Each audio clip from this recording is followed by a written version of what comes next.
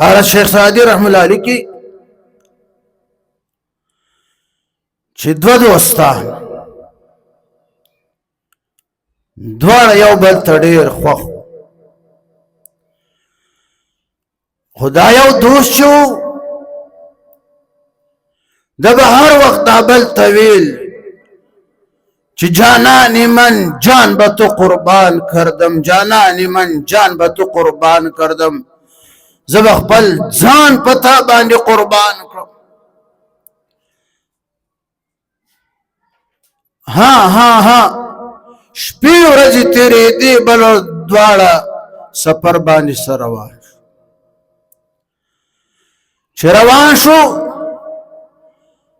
سفر یې کو ستړي شو چې ستړي شو دواړو دا مشوره وکړه لار کې ونه وه ځنګل کې چې د دې ونې لاندې به ارام وکړو بیا به رافاس سفر به شروع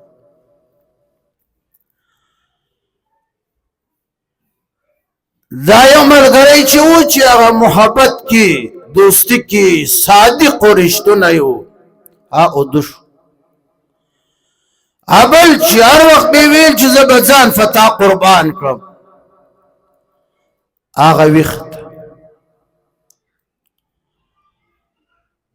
چې ګوري ځنګل نه شیر منډې راوهي دا چې کوم ملګری ویښ ده د منډې کړې ونې ته وختی چې وختی دا بل محبت کې چې صادق و د ځان په اودو واچاو سایه بالکل ونیوله د ځان یې مړی جوړ اوس د شیر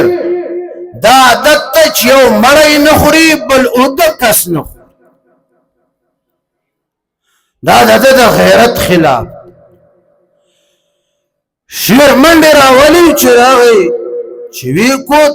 د شیر دا خیال شو چې دا مړ ده که ژوندی دی شیر دا خپله شونډه دته غوږ کې داسې کېښودله شیر دا معلومولی چې دا اوس ژوندی ده او که مړ ده د ځان په مرګ اچولی ده بلکل شیر پوه شو چې دا خو مړ ده مړ نه خورم واپس لاړ وتښتېدی ځنګل طرف شیر چې لاړ اکه ملګری چې اونکي و هغه ده ته اواز کو چې ملګری دا راته ووایه چې شیر دې غوږ کې تا ته څه خبره وکړه دی اونکي ناست د شیر نه ځان بچ کړی ده ورته ویل چې شیر ما ته غوږ کې ویل چې دوستو آن باشد که گیرد دست دوست دوستو آن باشد که گیرد دست او در پریشان حالی و در ماندگی شیرات ویل چې دوست هغه ده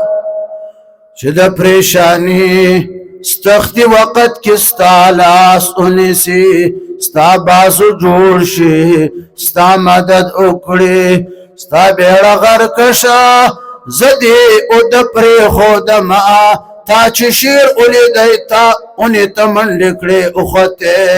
زه دې او د پرېښودمه زه دې داسې ونه خوځولم چې ملګري زر فاسه اونې ته وخېجه شیراغی دا ستا د دوستي